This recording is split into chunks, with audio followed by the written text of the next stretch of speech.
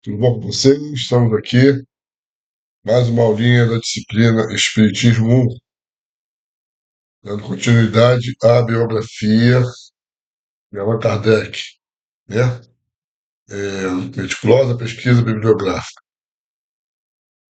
Depois vou abrir outras e outras, né? No seu nome. Mas vamos continuar com essa aqui.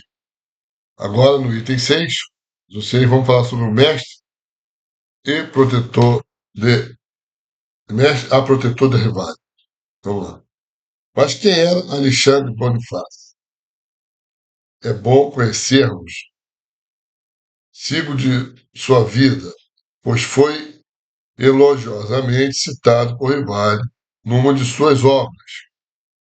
Nascido em Parla em 1790, segundo a maioria dos biógrafos, ou em 1785, segundo outros mais antigos, foi aluno e célebre gramático de François Urbain, tornando-se bem jovem ainda, excelente professor.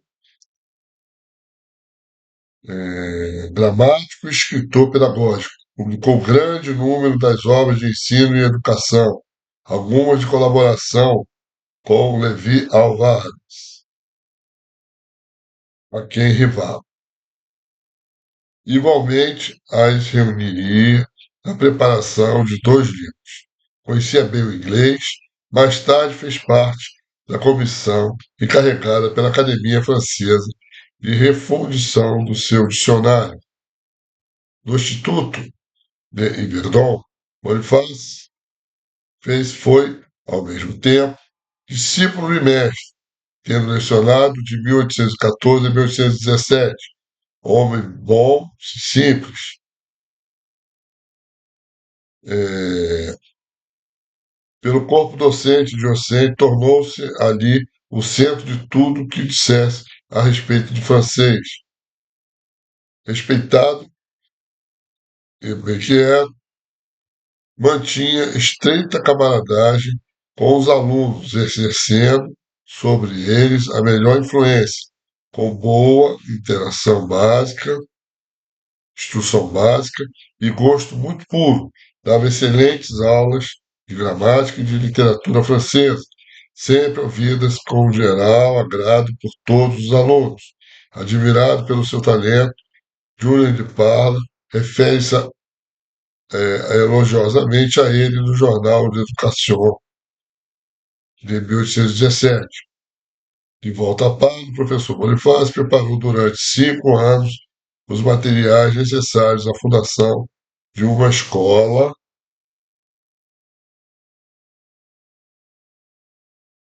baseada nos princípios pestalozzianos, mas com as modificações apropriadas ao ensino da França. Surgiu assim em 1º de maio de 1822, instalado na rua de Torre de Saint-Germain, número 10, chegou à escola de Bonifácio, uma escola de primeiro grau, que progrediu rapidamente, adquirindo excelente reputação depois de sua transferência para a rua de Torso, no 38, ao mesmo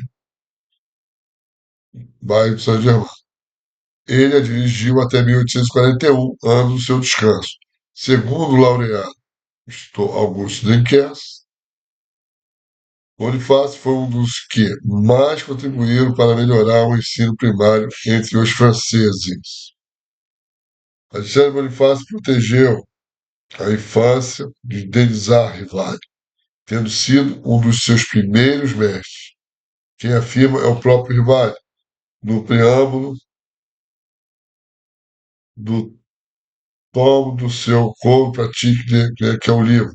Obra esta que surgiu graças também ao incentivo e aos conselhos de Bonifácio, havendo que diga que Schmidt, professor de matemática em Verdun, igualmente o estimulava e escrevendo. Desculpa um pouco a dificuldade, porque o texto é antigo e é bem, vamos dizer assim, bastante falhazinha, entendeu? É muito difícil. Tem que ter, já li umas 10 vezes para poder passar para vocês.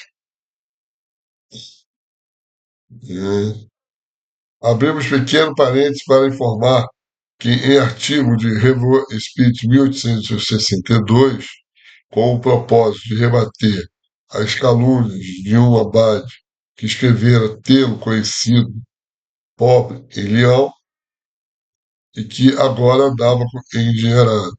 Allan Kardec,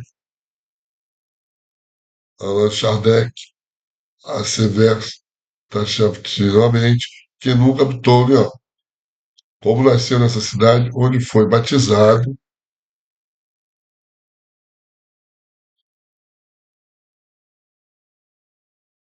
cerca de 8 meses e meio depois. Pelo menos nesse período, o Rivale ali morou. Daí a afirmativa acima só permitir, a nosso ver, uma interpretação, a de que ele, Rivale, como codificador do Espiritismo, jamais residiu em Leão, onde, portanto, o tal abade de forma alguma o poderia ter conhecido nessa fase de sua vida, não passando tudo, né, embate engendrado pelo clérigo. Com esse parênteses, queremos inferir que tanto a proteção exercida por Bonifácio sobre a infância de Rivale, quanto a declaração de que aquele lhe fora um dos primeiros mestres, tudo isso deve relacionar-se com o período colegial do Rivale, em Yverdon, a não ser que se suponha tenha o jovem recebido instrução primária, dos 6 aos 10 anos, em alguma escola pariense, como Bonifácio professorava, o que contraria a opinião corrente, partilhada em primeiro lugar por R. Salce. O